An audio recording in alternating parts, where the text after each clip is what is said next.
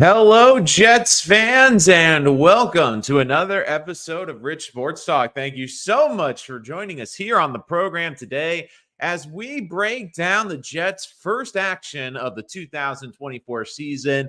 Preseason game is in the books, and there is a lot to talk about. We'll talk about the rookies. We'll talk about some of the big headlines coming out of there.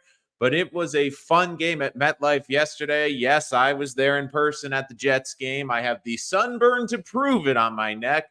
But it was a great day at MetLife, a fun game for the Jets, and a definitely different atmosphere than most Jet fans are used to. I think a great example to show how far the New York Jets have come, and I think this is also a bit exciting too as we head into the season, is before the game, it was announced that 22 Jets would not be suiting up. Meanwhile, Washington only would have 8 players not suiting up, which I think is a testament to show how far the Jets have come and is an exciting thing as a Jet fan where all of a sudden you're wondering what talented players are not going to make the 53, where 2 or 3 years ago, we were watching these preseason games and feeling like the Jets only maybe had 40 decent bodies and we're kind of dreading who was going to fill out this roster, who is going to be the last few guys on these rosters. And you were just looking around going, man, like this is the best we can do. Even last year, we were looking at the tackle position, kind of crossing our fingers, going, this doesn't look too great.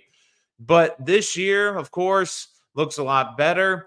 My initial thoughts on the first preseason game are the following. So it was interesting. If you weren't watching the game, the Jets basically only had one starting offensive lineman, Joe Tippmann, out there. Olu Fashanu got basically the whole first half at left tackle, allowed 0 pressures. And while I did see some people criticizing his run blocking, I'm not really a proponent of that. He's never been a huge run blocker. I think he's going to get better over time. But the big thing is, can he hold up in pass protection? I thought he did an exceptional job there. Basically, Tyrod Taylor ran with the first unit 2 drives and then came out of the game, where the Jets went with the backup quarterbacks. The Jets, of course, like I was saying, sat 22 of the players, a couple of intriguing ones. Will McDonald had a nice pressure that led to kind of what I thought was a BS roughing the passer call. Overall, a little bit quiet of a day for him. I think most Jet fans are hoping for a little bit more, but there is a lot to break down with this. And look, to me, I don't know about you guys, and you can tell me in the chat. The chat's open, guys. If you have your comments and who you thought stood out, let me know. To me, this is actually one of the more enjoyable preseason games for the Jets because you kind of were just watching and enjoying it. This was really the first time I can remember where I wasn't thinking about a quarterback or having to study a quarterback profusely. Now, if Jordan Travis was out there, obviously I probably would have been a little bit more into it, but you know who the Jets 1 and 2 quarterbacks on the depth chart? They're set, which is the first in a long time we've had that. And really, a lot of the starters and a lot of the key positions are already locked up. So there's really, it's more intriguing just to see who's going to fill out this roster, who's going to have a role on this team. And a lot of guys, I have to give them credit, have really stood up. And another thing I wanted to mention before I get into more of the players is I think it's a little bit encouraging. Maybe this is just me being a little bit more optimistic as a Jet fan, but it seems like this offensive staff seems better because even last year, there seemed like times where these guys were not ready to play. They didn't seem to have a good game plan. And look, like last year, like I think a great example is Tim Boyle looked completely overwhelmed at times when he came in the game. And this is someone with NFL experience.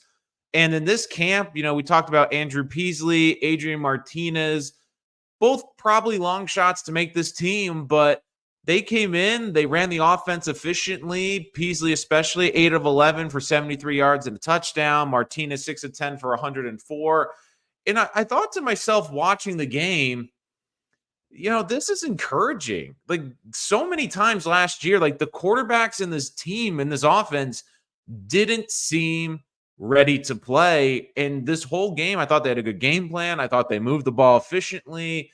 Now the penalties are something they have to clean up, but I was pretty impressed from the Jets quarterback room in this game. Now, let's talk about something very important. I will get to more of the second and third year players, some more roster bubble players, but I really want to talk about the rookie class because Joe Douglas, I think, had a very good draft this year, and it was an intriguing one, especially with the two running backs going. And I really see what they were looking for with the rookies in this class, and you feel like they're going to have a bigger role than the 2023 class. Now, granted, the Jets 2023 class, I get it. It was going to be impacted because of the Rodgers trade. Yes, I get it that we all know about the Will McDonald pick, but still, I do think that Joe Tippmann was a very good pick in the second round, but like you looked at this draft going backwards. Izzy Abanikanda in the fifth, I think a lot were excited about. I think a lot of people were excited about Carter Warren. But this draft class really impressed me. Now, Olu is the big one, the first round pick. I thought he looked very good, very comfortable in pass protection, which is the biggest thing for him. I don't need him to be a great run blocker. I don't need him to be a mauler. I need him to protect the blind side.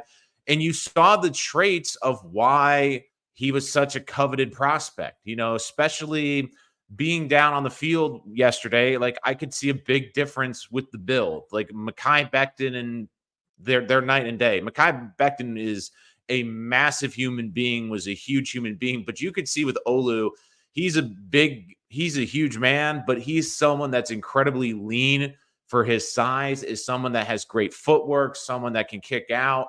And there was a couple times, even on the running plays, he was doing a very good job of getting outside the tackle box, getting up the field. Like you can see this guy's got mobility. And at the left tackle position, as you're dealing with edge rushers getting faster and twitchier, you need left tackles that have that footwork and that athleticism. And I was very impressed. And I think it's great that he's playing there. And I'll get to more tackle discussion in a little bit when we talk about Max Mitchell and Carter Warren's roles on this team. But it's clear, I think the Jets are comfortable with him as a left tackle. And I do think you have a potential left tackle for the next 10 to 12 years that you got in the first round, which I'm ecstatic about. Now, let's talk about some of the other key draft picks. Malachi Corley got a lot of run in this game. Interestingly enough, you saw why the Jets love this kid, why he was compared to Deebo Samuel. It was a lot of angry runs in this game from him, a lot of yak, which is, again, he's the yak king according to his Twitter account. And you saw why the Jets really loved him. And you also saw another interesting way I think they're going to use him. If you're expecting the Jets to have Malachi Corley line up as a wide receiver for 75, 80% of the snaps week one, I think you're going to be disappointed. I think the way the Jets are going to use Corley is a bit sparingly in the beginning to let him ease into the role, but they're going to design plays for him, especially in the slot where he can get the ball in some space. He gets one-on-one defender. He was running over some guys yesterday. Very difficult to bring down, but also he could be a weapon in this new kickoff return game. We saw this new kickoff rule really for the first time, and we saw the Jets really experimenting back there. And I was curious to see who the return guys were going to be. Now, I think once Xavier Gibson's back, when he's healthy, maybe that changes, but they had Isaiah Davis back there. They had Malachi Corley, and Corley had a really nice 33-yard return in this game. So I think the Jets are going to use him as a weapon, but not just as a wide receiver. I think you'll see him used a lot on jet sweeps. I think you'll see him utilized, especially in this new kickoff return game. So for me, it's very exciting to see how he's going to be used versatilely. Now, again, I think some people initially are going to be disappointed early in the season because he's probably not going to be the focal point in the wide receiver room, especially depending on when Mike Williams gets back there. I do think you're going to see Corley. He's going to be a special weapon that they're going to bring along slowly, but he's going to impact the game for the Jets, not only on the offense, but in the kicking game as well. As we keep going down the list for the draft picks, I thought very encouragingly, the running backs look great. Braylon Allen, of course, angry run. You're seeing why the Jets were so thrilled. And really, this was a great game for Joe Douglas, because you had a lot of people, even myself, after the draft. I like the Allen pick, but then when they drafted Isaiah Davis, it's like, really? We need two running backs? But I think what the Jets learned was they wanted to get younger and more explosive in that running back room. They tried the flashy move with Dalvin Cook. It didn't work last year. They want to, I think, preserve Breece Hall. I think they want to use him more in the passing game. They don't necessarily want to overload his workload. So you're going to need some horses. Now, I think what you're seeing is the roles that these guys are going to play. I think you're going to see Allen a lot in first down situations, surprisingly. I think you're going to see him get a fair share of the handoffs, but I do think Isaiah Davis, you saw the reason why they were reported that the Jets front office and the staff was pounding the table for him. He's a very good receiving back. Now, granted, not a great day running the football, but Allen did spectacular. 6 for 54 yards, nine per carry. But then you saw why Isaiah Davis was so valuable. 4 catches, 33 yards out of the backfield, especially a third down back. Like that seems like that's going to be his role. He's going to be the third down back on occasion to spell Breece Hall, can make catches out of the backfield, and it gives them another versatile check down weapon out of the backfield. So I thought it was very encouraging to see Isaiah Davis out there. And then even on the defensive side really impressed me. We've talked ad nauseum about Quantez Stiggers. I think he looks great, and I think that the Jets have found a really nice gem with him at cornerback. But even beside him, even the late and undrafted players, Jalen Key dropped a big interception, but I thought he looked very good as a safety. I think he's put his name in there to be on this 53 roster, and he's going to be pushing for that. But the two guys I've been really excited about, Leonard Taylor III, a big sack in this game. You saw the explosiveness, the twitchiness on the inside. He was very difficult to block. Now, granted, a lot of the time going at second, third teamers, which I know temper the expectations, but I thought he was doing a very good job. And Eric Watts from UConn, the kid I've been really high on, you saw the size of him, did a really nice job. I thought, especially on a nice screen pass, making a good tackle in open space. I mean, these are two guys that are undrafted players, and I think they're making a big case to make this roster.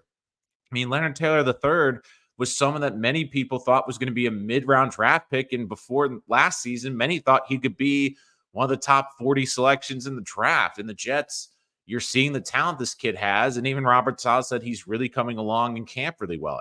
Eric Watts is another one. Big defensive end. I think you saw in his game, he's not as twitchy as Taylor, but this is someone that can move people. He can play inside a bit. I thought he had some very heads-up plays, didn't over-pursue. And to me, that was very important for these undrafted guys because they weren't out of position. A couple of times, like I noticed, like for example, on the Michael Clemens play with the Jaden Daniels touchdown, Michael Clemens over pursued the rush on that one, which allowed the opening running lane. And then another big run, I believe it was either Hal or Hartman. I'm trying to remember off the top of my head. It was the defensive end number 91. It wasn't Tack, but the Jets came on a blitz. He was the outside edge rusher, over pursued, went way too wide and opened a lane. But these undrafted free agents, they were in position. They weren't over going outside their lanes. They were staying in their rushing lanes. They were making sure they were staying in their gaps. And I was really impressed with them. And I thought that this Jet rookie class, it was a really nice showing. And again, I know it's against second and third team players a lot, but these guys like came in, didn't look overwhelmed, looked ready to go. And that's, to me, very important. And let's talk about some of the other players with this team. Let me get to some of your questions first, but then I'll give you some more thoughts on some of the second and third year players and some of the guys who I think there will be a row. Drones, a little sloppy early in the first game, but they rebound. That's not really bad because game one saw performance, I would say, with the Jets. I like Corley as a returner. He looked good. Definitely wants to even come up with more turnovers. They left a few out there in game one. Yeah, that's one of the things. So the thing with drones on the key one, I don't know if you saw the replay, but again, the MetLife turf monster reared its head a couple of times, and that seemed like one of them where he basically lost a little bit of a step there. And he was a little off balance trying to make that interception, which was tough too. The other thing too, which we also, it's a little difficult because this is also a weird football game because we're in the middle of August and it was a noon kickoff. So the sun was really a tough part because if you were looking on that key interception, his eyes were going toward the sun because I believe, trying to remember, I believe it was Davis or Corley. I'm not sure which one off the top of my head, but he was basically looking into the sun.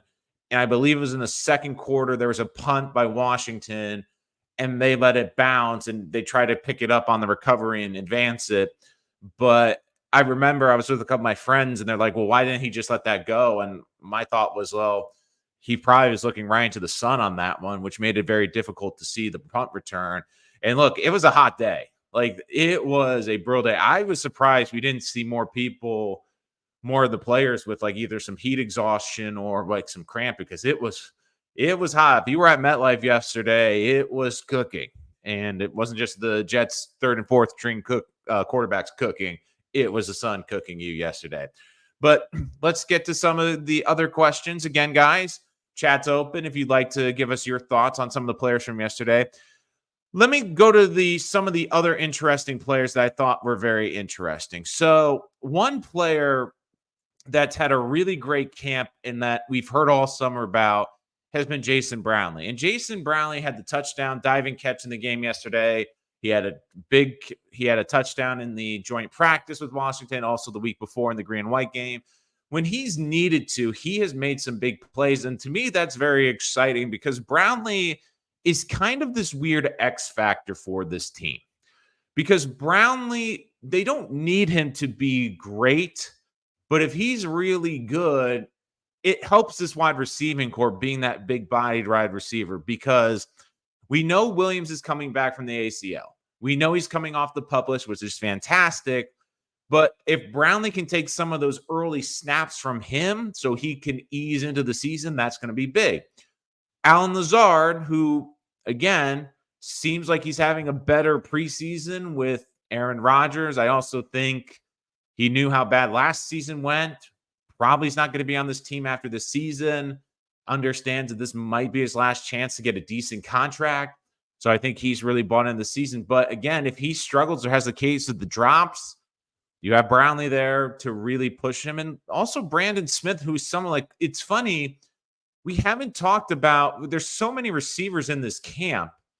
And the one that stood out the most yesterday was Brandon Smith with 2 catches, 70 yards, and both were diving. I'm like I was even looking like, and I know this Jet roster, and I'm like, who is that? So that to me was very interesting seeing that as well. Greg Zuerlein, of course, looks in midseason form. But Malachi Corley, Isaiah Davis, both with kick returns of over 25 yards, which I thought was great. And I think they're going to be involved in that kicking return game as well. But look, I thought this offense looked really good yesterday. And I see another comment. I'll get to that right now. I have some interesting thoughts on the offensive line and also who might be on the outside looking in. So Brownlee had a great catch. That was good to see. Yep, there was a great diving catch. Look, Brownlee, it's also good too because like I was watching the warm-ups because again, I'm one of those crazy people. Like I'm watching everything and I'm taking notes. Like, and I'm observing like the game yesterday, and I go, Brownlee's a big body. Like you look like it's one thing to like see the guys on video and you read their heights. And I think sometimes the heights are almost misleading because like, I think a great example is Braylon Allen. Braylon Allen's listed as 6'1", like 220. And I look at him, I'm like, that dude is bigger, looks a lot bigger than 6'1" and 220. Like Brownlee looks like a big X outside receiver. Some of these other guys are a bit smaller. It's not a bad thing, but you want some of those bigger body receivers, especially in the red zone. And to see that body control that he had on that catch was very encouraging.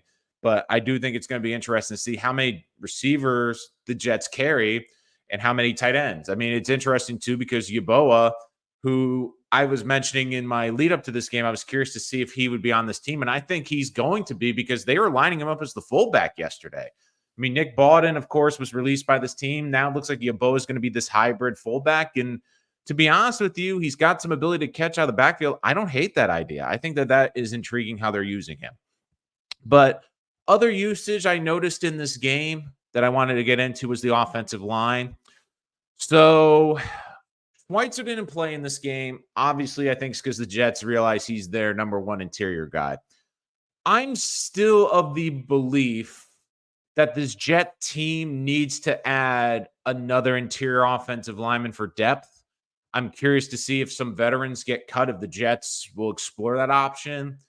But I'm still one of these people, and again, I know I sound like a broken record, and if you're new to the channel and you want to hear me sound like a broken record, hit that subscribe button, but I know I'm going to sound like a broken record when I keep saying I think they need to sign Connor McGovern because I do think they need more interior depth. And it's not that the interior linemen they have are bad, it's just I kind of was a little underwhelmed in the game. I thought the tackles looked really good, but I mean, there's a couple plays that they blew up early. Xavier Newman struggled on a couple of these plays. I thought Latham, late tackle that they had in there. I'm going to be curious to see if they kind of keep him on the practice squad.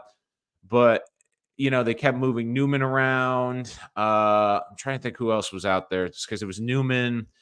Because they kept moving Newman between left and right guard. I know he started at left, then went to the right guard position. Another thing I thought was very curious was the usage of Max Mitchell and Carter Warren. So I don't know if this is how it's going to be going into the season, but Max Mitchell started the game at right tackle. So we know that that's going to be Maury Moses' spot.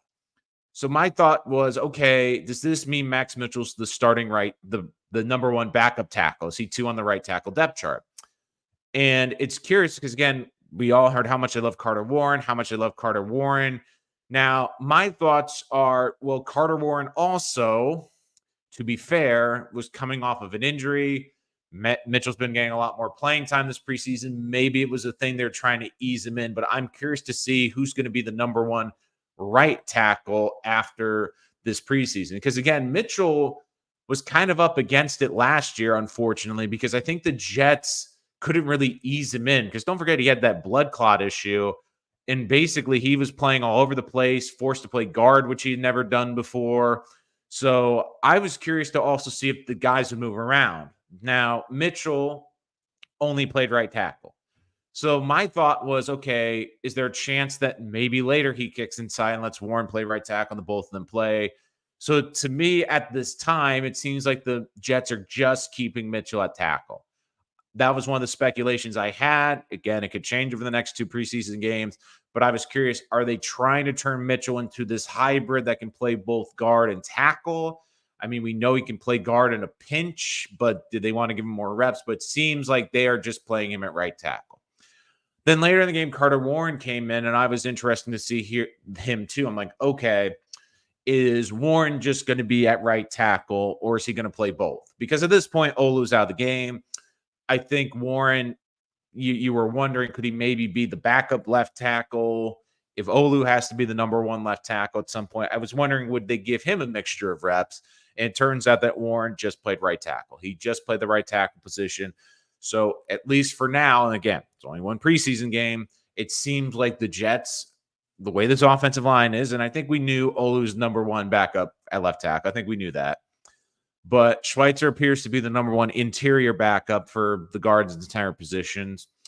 And it seems like, as of now, Mitchell's right tackle only, and also Warren's right tackle only, but they're going to be both of that position. Look, I think both of them are making this team. I mean, they've invested 2 draft picks in these guys. So I think that, if anything, the Jets might carry an extra tackle on game day and use the excuse, well, Mitchell can kick inside, to play there as well. Oh, it was funny because I did a random observation I had in this game was Olu played like the right side on the point after, which I thought was interesting. I'm like, that seems a little odd that he's on the right side here instead of the left, but that's just my observation for that.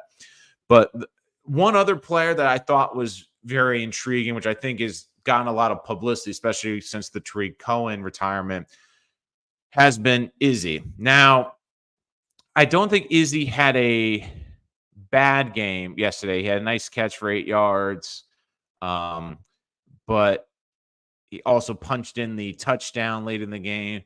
But 6 of 17 for two, just under 3 yards per carry. I don't know why I'm struggling to say 2.8 yards. Sorry about that, but it's funny because I was really trying to keep an eye on Izzy in this game because, like I said on my show leading into the first preseason game, I said the more you see Izzy out there, I think the better chance there is for him to make this roster. Because, I like one thing I said was, okay, will he be on the kick or punt return team? Because that could be a role. Like it could make some sense for the Jets. I'm like, okay, well, if we keep Izzy, it's because he can do the kick return, he can do punt return. He didn't do any of that yesterday.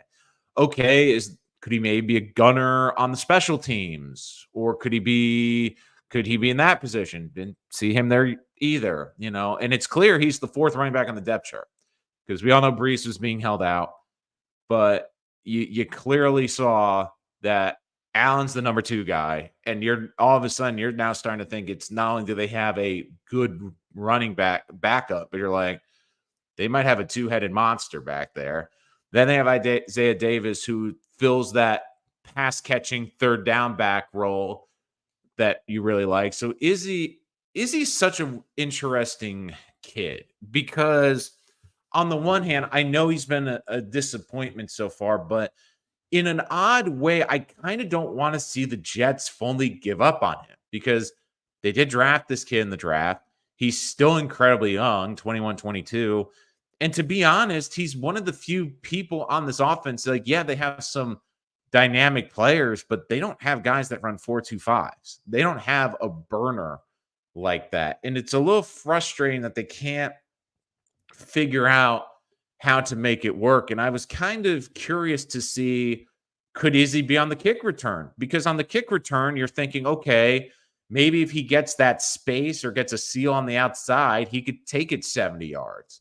But we didn't see that yesterday. And I'm like, okay, I know the Jets aren't trying to show off too much in the preseason, but even some of the runs, I was a little disappointed because they kept running a lot of dives and simple runs. I'm thinking, well, why not a stretch play here? Try to get him to the corner, or a toss to get him outside, or even a screen pass. I would have liked to see Izzy gotten like a screen pass and try to just see if he can take advantage of the space. And I guess it's just frustrating to see that return on the 2023 draft class. And again, a lot of people are going to make hay about the McDonald.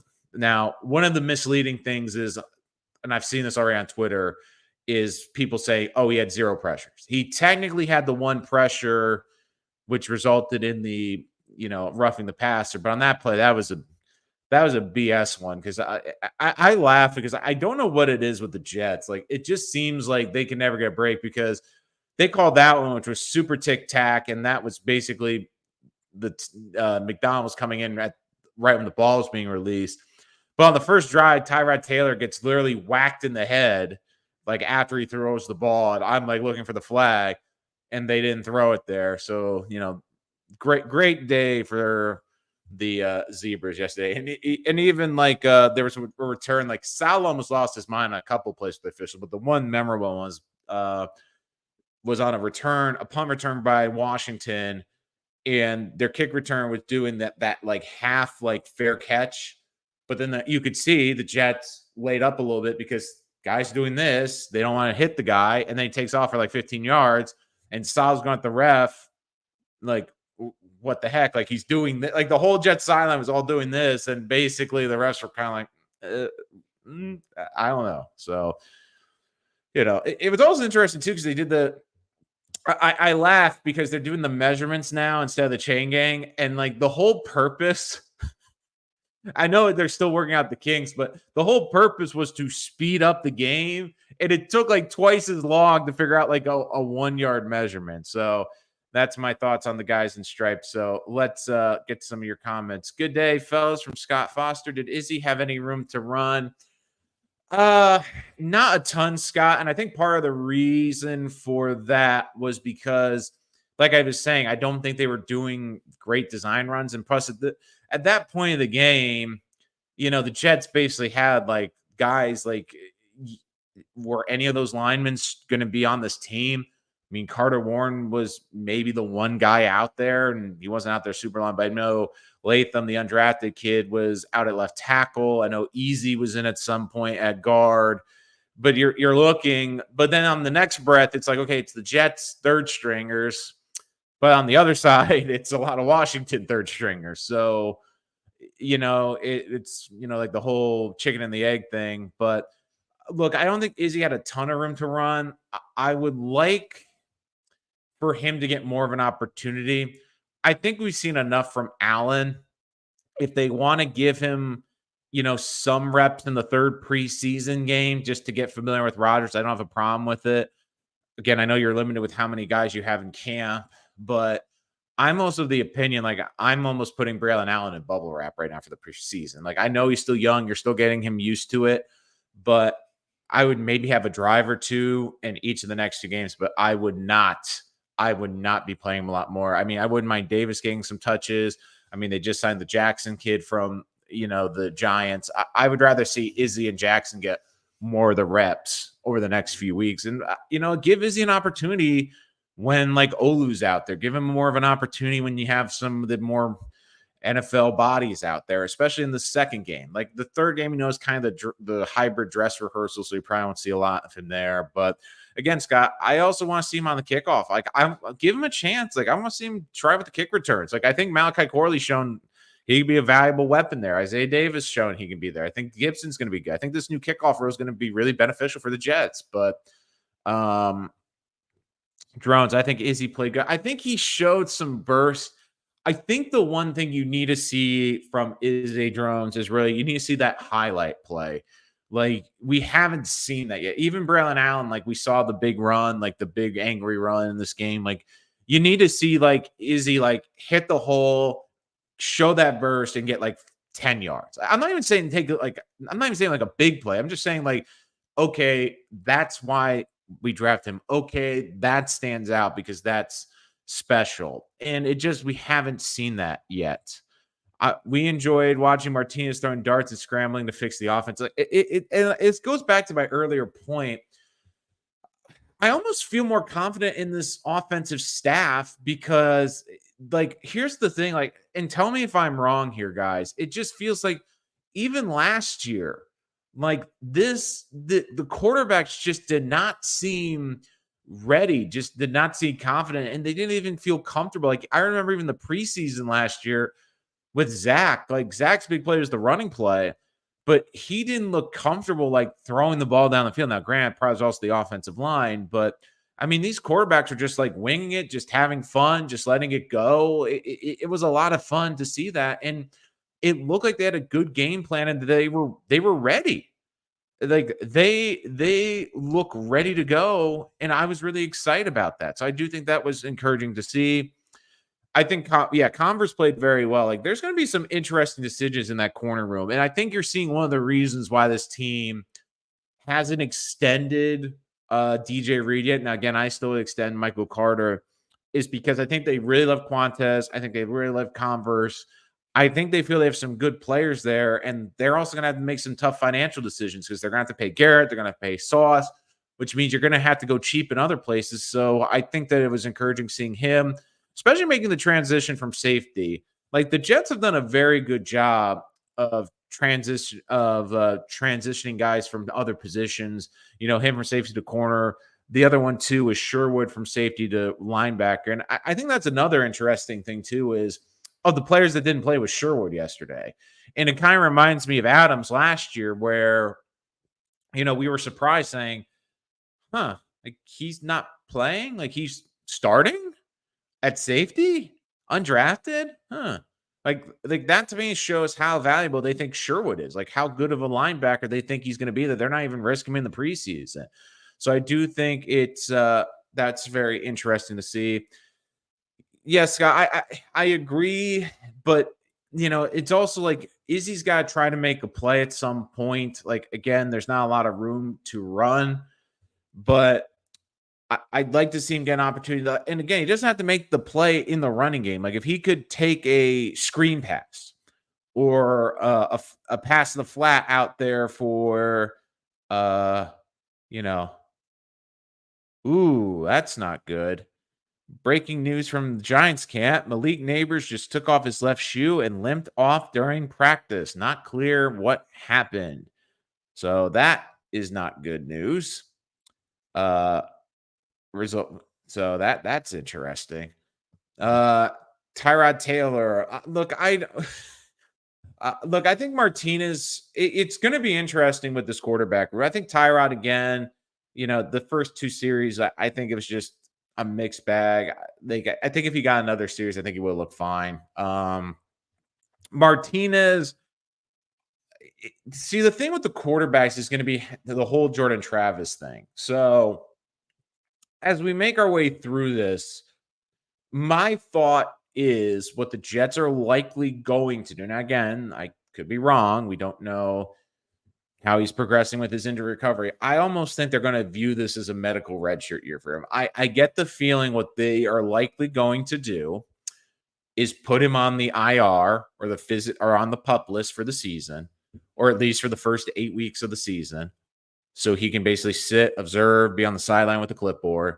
And I think that they're going to have Martinez as that third kind of designated quarterback where, if you need it for that new rule, that they'll do it. But look, let's also put it this way. If the Jets get to Martinez as the quarterback, something has gone horribly, horribly wrong.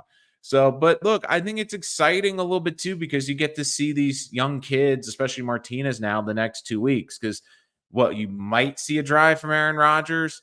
You might see a couple from Tyrod Taylor.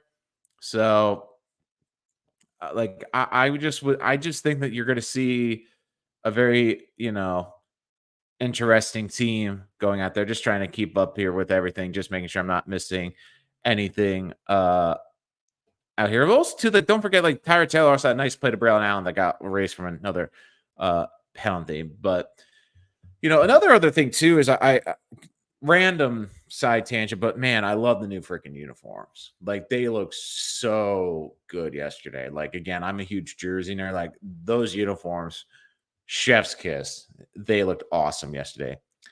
I think he can, Tony. Like, and I was a little surprised, like, especially later in the game that he wasn't out there. Like, I think that what the Jets need to do, especially in the second and third preseason game, like, give him a shot. Like, we know what Malachi can do. We know what Davis can do. Like, I almost would be weary to play those guys because they're going to be a big role in the season. Like, I would put Izzy back there. Who knows? Maybe Izzy shows you something, and maybe he takes one to the house and you go, okay, this could be a role for him. Like, the thing with the last 8 to 10 guys on a roster, they need to bring you value in 2 places. Like, they need to bring you value. Like, that was the whole Denzel Mims thing, basically, where the whole, the whole debate with him was, well, why are we keeping him around when he can't really do anything on special teams? Like, if Izzy can just basically do something, like if he can show he can be a great kicker punt returner, then that leaves you to have a reason to keep him as maybe the 4th running back. The other thing too is I don't know how they're going to do this, but like, could they try to keep him on the practice squad? I'm not sure exactly what his rights are. Again, if he goes to the practice squad, another team can sign him. So I don't know how they're going to handle that situation. I don't think they're going to outright release him, but I do think they're going to try to keep him on the practice squad. So, but again, guys, chat's wide open. Let us know if you have any questions or comments. Some more preseason reaction as well. Jeremy Rucker didn't play in this game. I thought Yeboah played very well, played the hybrid fullback position. So I think he's going to make this team. I'm really curious to see. The real roster question is going to be tight end, wide receiver, and running back. Like, will they carry 3 running backs or 4? Will they carry 6 or 7 receivers? Will they carry 3 or 4 tight ends? But interestingly enough, one player that I was kind of curious to see was Tack McKinley, because we've gotten a mixed bag from him in camp, former first-round pick. It was interesting because Kinlaw didn't play yesterday either, so it's apparently looks like he's already, also with his bonus, he's going to make this roster. But I thought it was interesting because I thought Taylor the third played really great defensive tackle, and I thought Watts played very well defensive end.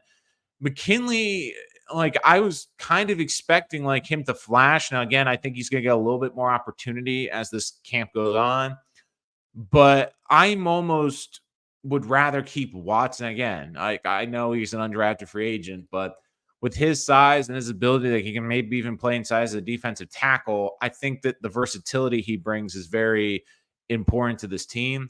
But I thought McKinley didn't really flash for me yesterday. So I like he's someone that I think in the next 2 games really has to stand out. I mean, we talked about Izzy kind of standing out. Like I'm really trying to rack my brain here because again, I think the Jets also, once again, courtesy to Joe Douglas, have built a roster where most of them aren't going to play in the preseason, which I think is almost a testament to how different it is. I mean, think about 3 years ago, like we were thinking, like we were dreading, like these are going to be the 53 Jets. Like this guy's really making their roster. Like, would he even be on another NFL roster now? Like it's night and day with how much talent's on this team. So other interesting players, I think on the bubble. I know Newman probably on the offensive line. I think it's going to be tough for the Jets to keep him. I do think they want to try to keep him around, but again, didn't really overly impress me yesterday. The linebacking core I think is pretty much set. I think you're going to see maybe a fourth linebacker. I mean, key to me is a very interesting player because I'm curious how many safeties, because Adams, Davis are making this team, Clark. Is he going to make the fourth safety? And I think he actually played pretty well. And again, I know he's the Mr. Relevant pick, which again, the Jets had to have that Mr. Relevant pick, but I thought he played pretty well. I know he had the drop interception, but overall, I thought he hit well, made some nice plays. So I do think it's going to be curious to see how he makes the team. Corner is going to be interesting too, because one guy I find fascinating is Brandon Echols. I mean, we talk about all these corners, like how many corners are the Jets going to keep? 5 or 6? So it's going to be very interesting. Izzy needs a wow play. Yeah. I do think I almost feel like it's got to come on special teams right now, just with the way the roster and when he's playing. I think it's got to come in that time. Unlike last year, our backup core, I have to give some credit to this coaching staff. I know it's not like they scored 20 points. It's not like they put up 40. I get that this is the preseason. I get all of that. But I got the sense, unlike so many times last year, that they had a plan, that these quarterbacks were prepared, that these quarterbacks were ready. We saw when Tim Boyle came in, and Tim Boyle, let's not forget, is a guy that's been in the league a couple years. He did not look ready at all. He looked completely overwhelmed. So, I just look and I go, I just look at basically how these quarterbacks came in. We're not afraid. We're taking shots. We're moving the football. They look comfortable out there. They look prepared. How many times did we say this last year when a game would start? Well, the Jets didn't look prepared. The Jets didn't look prepared. They didn't look ready to go. They looked overwhelmed from the start. You're not seeing that right now. So a very good question here. I'm hearing people questioning whether there's room for Leonard Taylor on the roster. What do you think? So let's get into that, Scott. I think that's a great question. So here's how the defensive tackle room looks right now. You have Quinnen and you have Javon, who are probably your 2 starters. You have Leaky Fotu, who played a little bit yesterday from Arizona. Their big run stuffer. They give him he's going to be there. The hard part is you get now into Solomon Thomas. I think they probably keep Thomas. The thing is going to be Hassan Reddick. So when Reddick comes back, I'm being optimistic, then that means you're going to need another edge rusher. So the thing I'm looking at right now is, do the Jets probably want to carry a 5th defensive tackle? So the thing with that is, I don't think the Jets would necessarily love to carry a 5th tackle, but Tanzel Smart, I think we've seen that he's bounced around. I think he's going to probably be a practice squad player. I know they brought in Hector Bruce, who, was from San Francisco, has a little bit of versatility. I almost feel like Solomon Thomas, is kind of the one that probably should be moved on from, but I think he's such a vocal person in that locker room and such a team leader that they're not going to do that.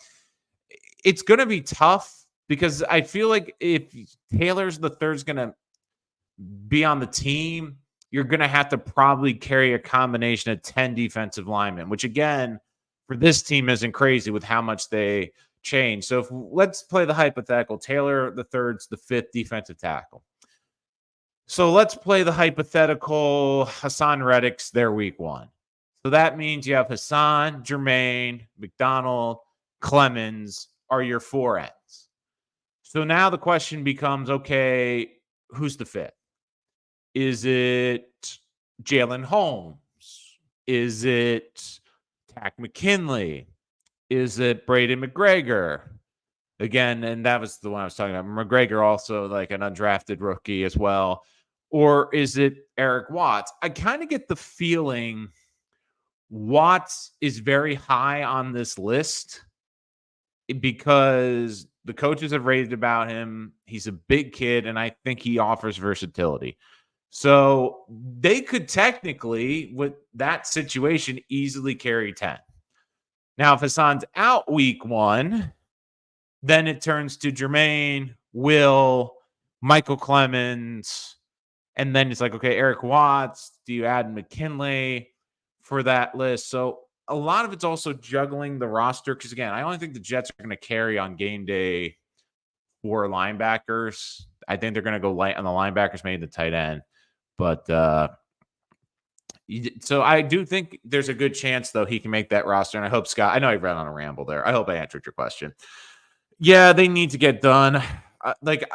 I think it's getting to the point now, too, where if it's not done by the second preseason game, I do think it's time to start worrying. But look, I know here's my personal thing on the whole Hassan thing. I know the Jets don't get the benefit of the doubt, but the way this trade went down, the way I think the Jets looked at this is, again, like people are going to say, well, the Giants traded for Brian Burns and they basically, gave him the contract right away. Well, they also gave up a lot of compensation. The Jets gave up a third round pick in 2000, like 2 years down the road. So it's not the most crazy thing. And look, the Jets at the time, like the way I think that they looked at this deal was, if we get a long-term deal, great. If we don't, we're going to get a third round pick back in free agency. So I think the problem is you get a player, and I get it, who wants to get paid, feels he deserves to get paid. But from what the Jets were told, and I think the Jets are taking his word for this, that he would at least show up to camp, that he would come to training camp, that he would come to the preseason workouts, that they would then try to work it out. Because again, I get part of this too is they want to see him play for their team before they make a huge investment in this player. I get all that. I just think that we are getting to a point now where the best thing I think for both parties is to just restructure the 1 year. Just let it get to 1 year, play out the season, and then figure out if you want a long-term deal or let him walk to free agency. But I get where Hassan's coming from. He wants to get paid. He's seen the market explode. He wants to get the bag. I get all that. But I also think Hassan's doing himself a huge disservice as well. Because when it comes out that your camp and you had agreed to basically come to the Jets and play under this contract, or at least show up to negotiate. And the Jets have said, look, if you come to camp, we'll negotiate. That now all of a sudden, if Hassan Reddick all of a sudden doesn't look like a defensive player of the year, this fan base is not going to forgive him. Like, they are going to be incredibly hard on Reddick if he does not produce. And look, I think Reddick's putting a big target on his back too, because, he's about to hit free agency. And let's play this hypothetical. Let's say the Jets get a 1 year deal with Reddick. Reddick plays, but he's not the player we thought he was. we thought he has a decent season, but he's not the player the Jets trade for, and the Jets let him go to free agency. How's it going to work with negotiations, Hassan, when you're going to around these other teams and they ask, why should we invest in you? The Eagles, our smart front office, they didn't want to give you an extension. Then you told the Jets that you would play or at least show up under your current deal, and you never showed up. And last year you didn't play great. Like, who's to say, like, if we give you a new contract, that a year or two in, you're going to want another one, that you're going to want a new deal based on it. So I just think he's making it very toxic and not a great situation for him long term if he looks for long employment. Play your contract. It's tough though. I get it, Tony, but players, I get it. They know how violent this game is. They understand their health risk. So I mean, I can't fully be against Reddick. I get where he's coming from, but it's a bad look when you tell a team, yeah, I will play for you under the contract. And that's why I said at the time this was a great deal for the Jets, because I said even if it's a 1-year rental, you're getting someone that's going to want to play great because they want a new contract. Now all of a sudden it's changed to, I don't know. Like, I also kind of wonder, is that a reason why Connor McGovern hasn't signed? Is that a reason why they haven't brought in anyone else? Is because they're just trying to figure out the Hassan Reddick contract and make sure that they have enough cap space for that. So, but let's get to Dano Jets. Girl salute. Also, best chair in the chat. Of course, got that Jets chair. Question, Dane, is are you upgrading the chair with the new logo, though? Like, I mean, that's the big question.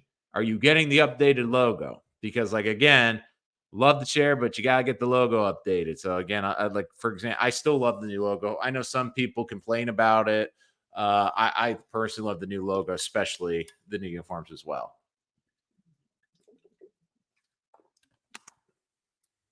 Just have to rehydrate. I was so dehydrated at the Jets game yesterday. I had to have gone through like 7 or 8 bottles of water at the game yesterday. It was so freaking hot yesterday. So, Tuffy, this is I need a chair top or something because the chair is too expensive. Yeah, you need like a cover. Like, just get like a Jets cover for the top.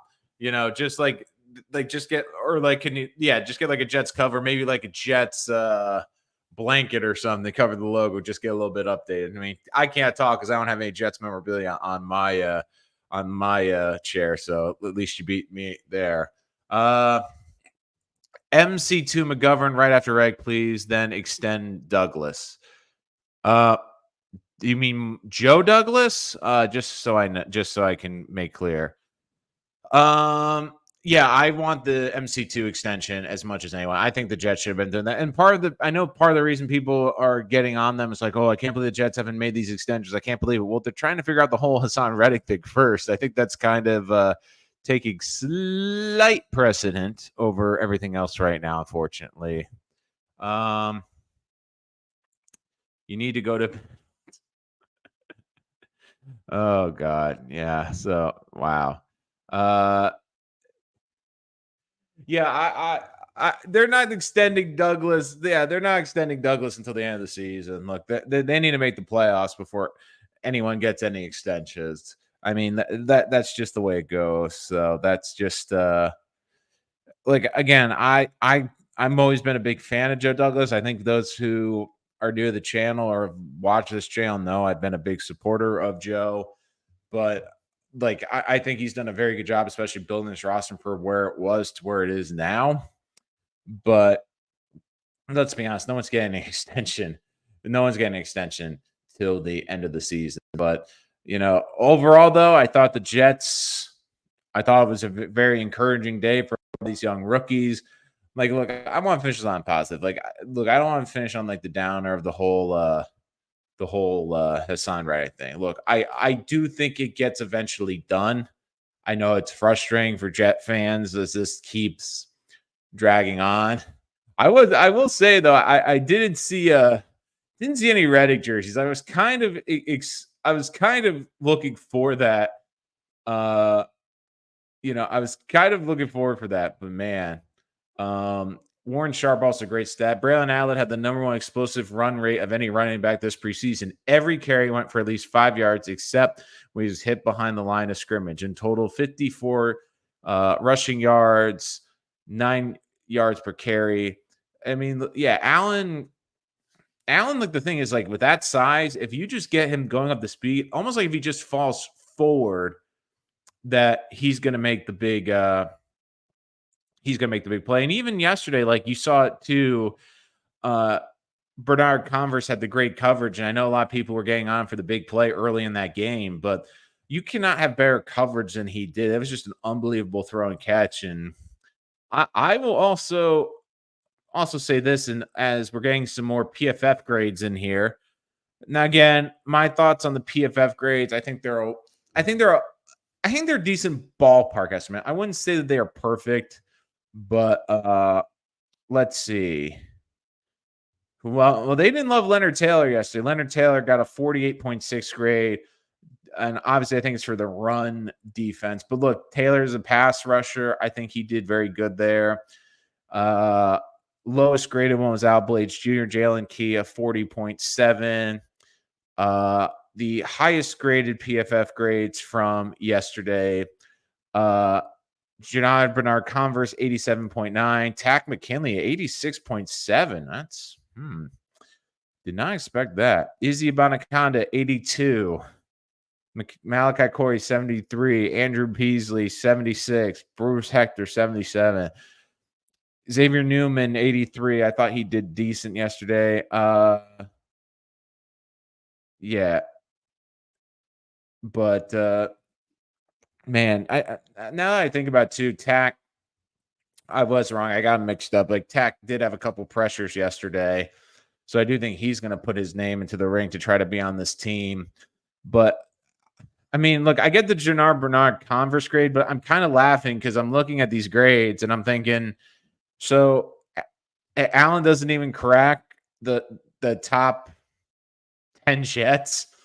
I mean, I don't know how on PFF you were averaging over 5 yards per carry and you're not one of the highest grade players on your team.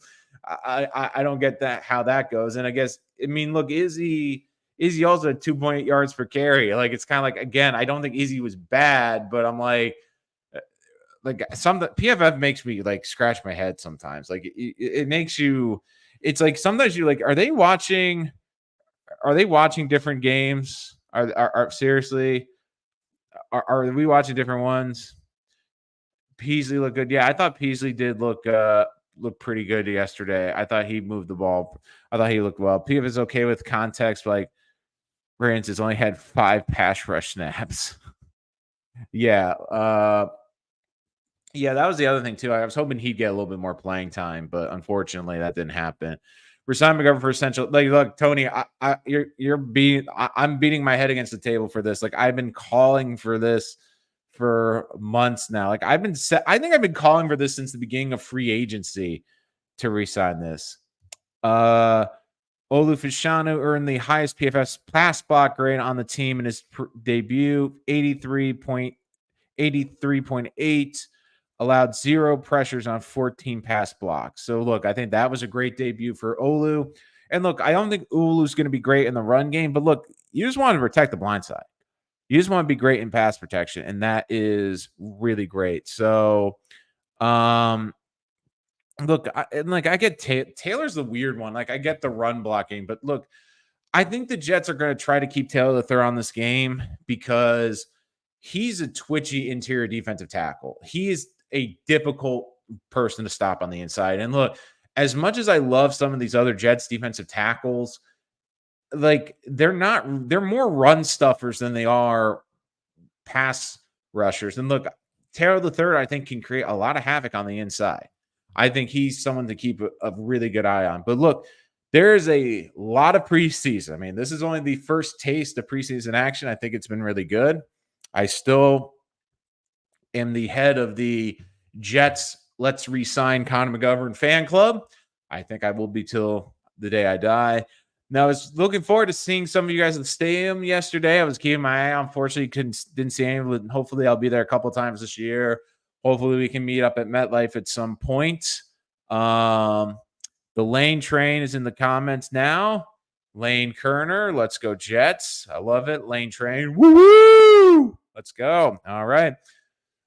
So, like, overall, I thought it was a good debut for the Jets. I thought that they looked like it's going to be fascinating because, like, I think that the most encouraging thing for this fan base is seeing where they were to where they are now. Because think about like 2 or 3 years ago, how many guys we were looking on the roster going, they're going to make the 53. Like, are they good enough to play in the NFL? Like, we were legitimately like trying to come up with reasons. Like, I was even playing the game. Would this guy be on an NFL roster? And now all of a sudden you're looking at the Jets. It's like, well, do they keep McKinley? Do they keep this guy? Do they keep, Taylor the third? Like, there's some good players, like some talented players. Like, is Izzy going to make this team? Like, so Lane Kerner coming in with the changeup. How do you feel about the Giants? Well, apparently you guys didn't like my Giants content because I was doing the reactions to Hard Knocks, and I was like, oh, this will be great. A lot of people will be interested in my hot takes on the Giants. But apparently no one watched them. So Lane, like, I'll give you kind of the bullet points. First of all, I don't think they look good in from Hard Knocks. I don't think it's a great look. Now, I think it's not. I do think it was hilarious that that they were more upset that Tyrod Taylor went to the Jets than they lost Saquon. I almost kind of think too, looking back, did they dodge a bullet not drafting a quarterback at 3? Although one interesting thing I will say before I get to the Giants, how I think they're going to do this season. One thing I did notice, like they showed the whole draft board, and I thought it was funny because if you look, they had color coordinates. Like red was injury concerns, blue was good team leader. I think purple was unbelievable measurables on their draft board. All these players had all these colors, except one on the Giants draft board. And who was that? Well, it was someone I was kind of hoping the Jets might be interested in drafting. It's Joe Milton. He was yellow, which made me go, is that someone they view as a developmental quarterback? Because I will say one thing I noticed about that Hard Knocks with the Giants, when Joe Shane told Brian Dable they weren't going to draft the guy to develop on day 2 or 3 of the draft, Dable looked pissed. And I kind of think, did they have their eye on Milton to sit and develop and maybe work with? But anyway, so the big thing is I'm trying to get an update because I know Neighbors limped off the field earlier for the Giants, which, every Giant fan is now having a freaking heart attack because, what if Malik Neighbors isn't out there? What exactly, although it does appear according to Jordan Ronan that they're not overly conserved. So yeah, so we'll see that it doesn't appear to be catastrophic, but it's not great because you want to get those reps in practice. Look, I don't think the Giants are going to be a great team this year. I think that their roster is a lot better. I think that they're a team that's going to start out decently enough because they have such an easy schedule to start the season. But I do think around mid-season, second half, they're going to fade off. I think they're going to get to 7 wins, maybe 8. But I almost feel a lot of it's going to be built in the first half because it's such an easy schedule. Like I almost could see the Giants being 5-3 at week 8 and then tailing off the second half of the season. Look, I don't trust in Daniel Jones's health. I don't think that they have a great backup plan. And look, if Tommy DeVito is their best option at the quarterback position right now as their backup, I think it's going to be a long season. And I like Hyatt. I like Neighbors, but are they going to be able to really run the ball well? And to be honest, I don't love their offensive line. I think John Runyon will make it better. I think that they did a good job improving it. I think it will be at least average, but is Evan Neal going to be a great guard? I don't really know. Will they be able to stay healthy? I do think they're going to have a very good defense, but it's kind of a weird build because you would think with such a great defense, they're going to be looking for a team to run the ball a lot. And I don't think they have a good enough running game. But I do think they're going to have a great front four. I think that they're going to be an interesting team. And look, I think that the Giants are going to start off the season hot. I just think that they're going to fade in the second half. And look, the biggest thing to me with the Giants is going to be what happens really with the Cowboys and the Commanders. Because if Jaden Daniels hits the ground running and is very good early, the Commanders, I think, are going to be a very good team. Now, the Cowboys are also a bit of a mess with Dak. But, I mean, I just look at the Giants. This is like the Giants' early schedule. Home against the Vikings. I think that will be a tough win, especially with Sam Darnold. Then they go on the road to the Commanders. Again, I think that's a winnable game. They go at the Browns. Probably a loss. Home against the Cowboys. Until they can beat the Cowboys, I still think that's kind of a loss. Then they go on the road the Seahawks. But then this is where it gets tough. They have, in the middle of the season, home against the Bengals, home against the Eagles, at the Steelers, home Commanders, then at Panthers, home against the Bucks, at Cowboys, home against the Saints, home against the Ravens, at Falcons, home against the Colts, and at the Eagles to finish the season. So, I mean, God, look at the freaking Eagles. Like that's turning into something, eh? Is it harder to find a Giant fan or a Patriot fan? What do you mean find? Like, you need to tell me, like, what I mean by that, Dano. Like, tell me what you mean by that. Yeah, I think Daniels is going to be a very good quarterback. Like, I felt that he had such a high ceiling. Like, the thing with May, and I think you're kind of seeing it, is I do think there's a bit of a ceiling. I think he can be a very good quarterback, but I just have this feeling like he's going to be a bit limited, and it's not great when Joe Milton's out playing him early. Look, I think Daniels is going to be a very good quarterback. I think Washington, I don't think they'll be this year's Texans in terms of great, but I do think they're going to be a very fun team to watch. I think they got some really fun weapons on the outside. I don't know about their defense, but I think they're going to be a very interesting game. I think they're going to be a team that you're going to want to watch. It's kind of like the Texans last year. I think they're going to be that team this year. You're like, you know what?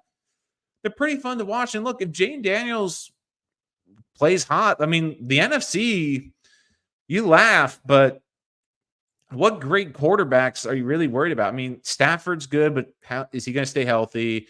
Kyler Murray, can he stay healthy? Jalen Hurts is already fighting with his head coach in the division. You got Dak. I mean, Baker's a solid quarterback in the South, but I mean, I don't think there's a lot of really like great quarterbacks. I think the best division you can make the case for quarterbacks right now might be, weirdly, the NFC North. If Caleb Williams is as good as we think he can be, you have Jared Goff, you have Jordan Love. I mean, that's a pretty good division in terms of the quarterbacks. And look, at the Vikings, even with J.J. McCarthy eventually, I think that they have a great offensive coach, though. So I think they're a team that's going to win 8 or 9 games. They're in high because you had mentioned your Giants are now getting the same. Yeah, I know, but look, I also was not just the Giant fans. It was just for football fans in general. Just my thoughts on Hard Knocks, because again, I'm a big draft nerd. I'm a bit off-season nerd, so that was the reason I had mentioned that. It was more along the lines of, I want to mention this because I think that this is, I want to mention this because like it was more. It was a little bit for Giant fans, Dano, but a lot of it was, I'm a huge Hard Knocks fan. I'm a huge off-season fan. Like, it was more for that reason. Like, I was talking more about the structure of the episode. Like, look, I don't think teams are going to want to do that off-season version, but I think the off-season version of Hard Knocks was so much better than the preseason version. Like even with the Bears right now, like I will say Hard Knocks stylistically, they do a lot of really things I like, especially being someone that comes from production. But at the same time, it's very like we've seen it all like on the preseason, where the offseason I thought was a lot more interesting. But yeah, I think that the Hard Knocks with the Bears should be good. I saw the first episode. I thought it was excellent. I think that it's going to be especially fun with Caleb Williams' development. And I think the Bears are just going to be an interesting team this year. I really do. But again, guys, we have our first preseason game in the book. We will have a lot more preseason reactions coming up. More Jets news as we move through training camp. And, of course, all the latest and greatest on the New York Jets. If you have any ideas for future videos, do you want list videos? Do you want more breakdowns? Please let me know in the comments or in our community page as always. And if you're new to the channel, hit that like, give us a subscribe. And if you know any Jets fans looking to join a Jet community, let them know about our channel. Thank you so much for joining us for this episode of Rich Sports Talk. We will see you next time.